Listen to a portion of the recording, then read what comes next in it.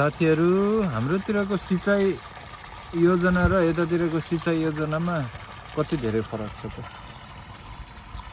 यस्तो सानो ब्लक लगाएर एकदमै कुलो पनि सानो टाइपको हैन, यहाँबाट यसरी यतातिर पानी लगाउने चलन थियो है। यो पानी चाहिँ तपाईको घर त्यसपछि हुन्छ नि घरबाट निस्किएको यो पानी हो। यसलाई चाहिँ यतापट्टि चाहिँ एउटा फिल्टर गरेर त्यो पानीलाई चाहिँ यो इरिगेसन सिँचाइमा चाहिँ लगाएको है यो पानी। यसमा प्लस बोरिङको र घरको दुईटा पानी मिक्स छ।